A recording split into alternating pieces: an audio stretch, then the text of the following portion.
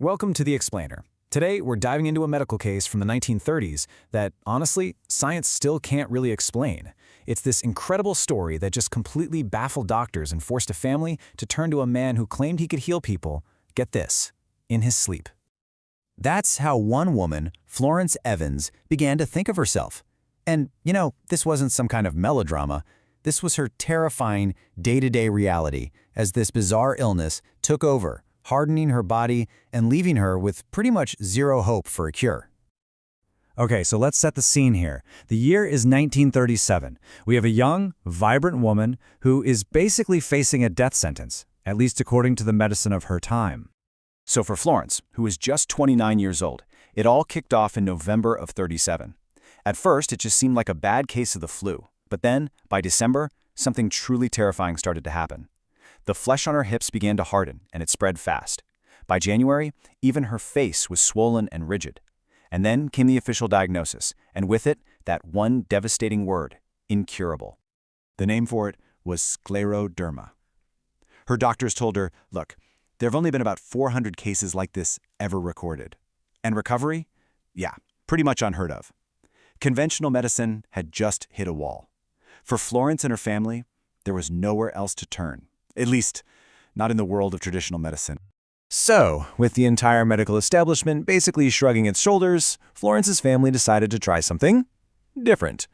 They turned to a name they'd heard of, a man who worked way outside the lines of normal science, Edgar Cayce. Now, you gotta understand, Edgar Cayce was not a doctor. Not even close. He was a professional photographer, but he became famous for this absolutely wild claim that he could put himself into a trance, like a hypnotic sleep, and tap into some kind of universal knowledge to diagnose and even prescribe treatments for people he'd never, ever met. And the way it worked, well, it was bizarre. There was no physical exam, he didn't need her patient history, no blood tests, nothing. All her family had to do was send a letter with Florence's name and her address. That's it. Cayce would then lie down, go into his trance, and just start talking, while a stenographer wrote down every single word. And we're not talking about just a few isolated cases here. Over the course of 43 years, Cayce gave 8,976 of these documented physical readings. Just think about that number for a second. That's an archive of almost 9,000 psychic medical files, all meticulously recorded and preserved. It's this incredible, strange library of otherworldly medical advice. Okay, so the family sends in their requests, and Edgar Cayce, the sleeping prophet over in Virginia Beach, turns his psychic attention to Florence Evans, the woman in Kentucky who was, for all intents and purposes, turning to stone. So, what did he have to say? Well, the treatment plan he came up with was, a world away from anything you'd get from a doctor. It was this wild mix of things. Hot castor oil packs on the abdomen, a very specific diet of beef juice and rye crisp crackers, inhaling pine oil fumes, and then, something really out there, a special low-voltage electrical device he called a wet cell appliance. And on top of all that, he said she had to maintain a meditative, prayerful mind. And here's where it gets really compelling. According to the detailed notes her family kept, when Florence actually did all this stuff, she started to get better. The hardness in her skin actually started to go away.